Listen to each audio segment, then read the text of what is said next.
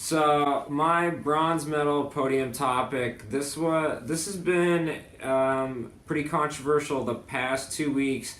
The Patriots. They've had overturned. They've had touchdowns that were overturned very controversially against them. First the Steelers and then the Bills, and the common denominator between the two of them is that it was a receiver that caught the ball and was trying to break the goal line with the football, and then the fumble occurs in that gray zone area, and then it can be so that's this has been a huge topic of discussion.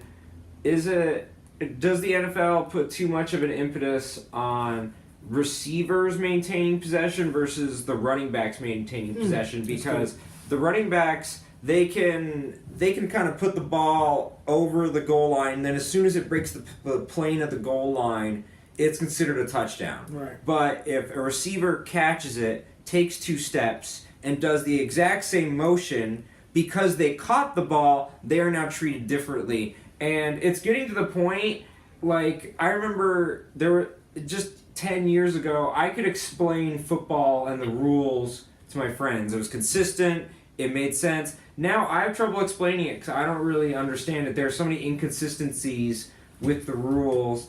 What do you guys think of this possession rule? Go ahead, Russ. It's really weird, and you kind of laid it out perfectly here. As you know, running backs, you're a ball carrier, so it's a different rule as if unless you make what they call a football move, then you're at that point a ball carrier. And it's really hard, especially like that New England Pittsburgh game where he catches the ball and immediately tries to stretch for the goal line as opposed to making this. That one little small minute detail was the difference between that being a fumble and a touchdown and just a straight fumble and that ball having to come out of it or being an incomplete pass. So it's really hard. And when you think about that play in and of itself, it was the correct. It wasn't a catch by their definition. So to the letter of the law, they made it call correctly, but at the same time, I think these offseason need to do a better job of coming up with the specifics of what a catch actually is. And I feel like we do this every year. And there's just more speculation as to, is this a catch? Is this a catch? What's completion? Where can my body go? Like so many different ins and outs as far as what a catch is that also correlates to plays like we've seen the last couple weeks with the ball pretty low, the playing the goal line. Let me pose this question to you guys. Do you think at this point the replay technology is so advanced that it's creating more problems than it's helping? Because you can freeze frame it down to 0.1 seconds and you can see that, there's a slight loss of possession in there, and it's something you would never see with the naked eye. But the fact that now you can slow it down as slow as possible, you can see every slight minute movement in the ball carrier's hands, and so now they're saying this isn't possession. And it's something, if we didn't have HD cameras and the ability to slow down the replay, they wouldn't be able to see these details, but now they can. So do you think this is just a problem of technology, or is it more of a problem of how the referees are interpreting, or the rules that the referees have to interpret? Is it the system, or is it technology? I could see where it's a good point.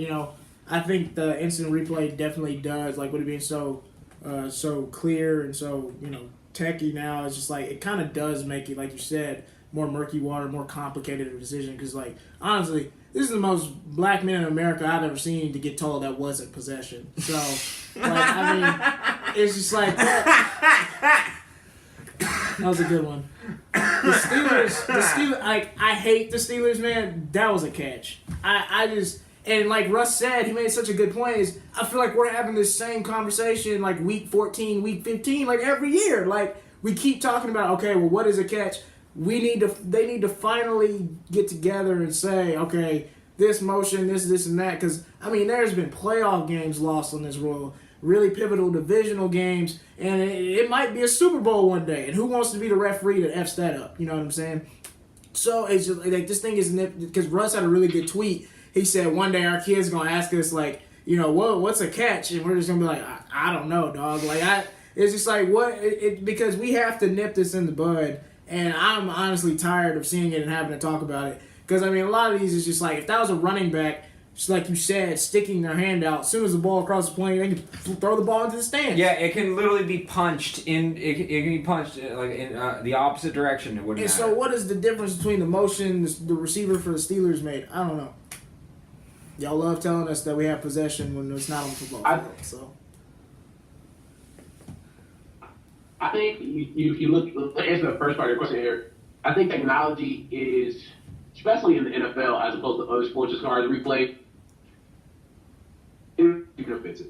But when they don't necessarily use it to their best advantage all the time, and by that I mean you like Wimbledon, like the big events, Wimbledon, the U.S. Open, the French Open, they have lasers that determine if a ball is in or out. right. And what first down is. This past week, I've seen 4 different plays in different games where a ball was ruled not to have crossed the first down. Really on video, you could see, all right, that ball passed the plane. Why can't he use things like a laser that really defines if the ball goes across? Yeah. It needs like a sliver of paper and the chain to really determine what a first down actually is. Like there's things sometimes you got to think smarter, not harder. Exactly. And when it comes to the NFL, sometimes they make things a lot harder than they actually need to be. Right. As far as pure replay goes, I think they're doing everything right. And I feel like in the NFL, with moving really fast, sometimes you're going to get them wrong. And that's just the nature of the beast. Yeah. But at the same time, I feel like they're doing everything they can. They're doing everything they're told. But I feel like the guys that make the rules aren't the ones out there having to make the calls. And therefore, for the referee in actual game, take all like the crap. Yeah. When in fact it's guys at the NFL office in New York that are making these rules up. They're to take the BS from everybody on Twitter and all the analysts during games of, oh, this call's terrible, blah, blah, blah. They're just following the rule to the way they were taught. Yep. But you make an interesting point. It's kind of twofold in that sense, but yeah, you make an interesting point. They've changed the replay where they've done it. It used to be there would be 31, replays, at all the stadiums, and now they have it in New York centralized. It's one place, and so all the replays go to one place in New York.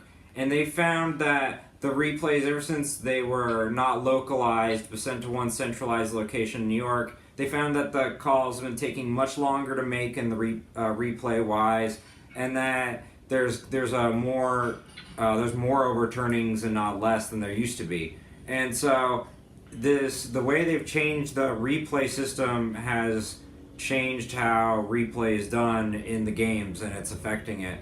And then you talk about the rules, like some of these things they say are so vague. What is a football move? Anything you do on a football field is a football move. yeah. And so it's so confusing to me what that they're kind of talking out their ass at this point, and they really need to have actual cut and dry, more scientific ways to break it down, because it doesn't feel, the rules seem so weird. And at this point, when you're watching it at the bar, I don't think people understand what is a catch now, and that really hurts how people follow the game, and it hurts how much they watch the game. Especially if you're a fan of the Steelers, and now you're going to have to go on the road to play the Patriots as opposed to being at home against them. And the Bills, they could have been in the playoffs. Maybe you shouldn't have put a Nathan Peterman at one point in the season if you wanted to be in the playoffs. But they were one game away, and that touchdown did affect them as well. And so And then you go back, the first time I remember this was Calvin Johnson, and that year, that one game was the difference between them making the playoffs and them not making the playoffs. And so a lot of these fan bases can get really frustrated because the NFL, it's always something so small that changes the entire game, and then that game could change the entire complexion of the season because there's only 16 games. And when you go through a whole season, it's so frustrating to watch your entire season ruined because the ball slightly moved in a guy's hands as he crossed the plane. And I think is way more than protests and all this other stuff. That's what's really hurting the NFL these days. Yeah. Is I can't interpret the rules as much anymore. And I studied the game. I've watched it my whole life, and it was much more straightforward to me when I was 12 than I'm 27, and that's a huge issue. Yeah. But I think that wraps it up. You think, or do you real want? quick before we get move off this topic? This last couple of weeks, and it sucks that this is the one thing that we're talking about. It seems like these last couple of weeks, even talking about playoff implications and who's in and who's out. That a rule like that or different rules throughout a game are spots in the playoffs. Yeah, it's not. It takes away the integrity of the game. Yeah. Yeah, well, I think that was a great final word. Appreciate that, Russ. I think so that wraps up for the bronze medal podium topic.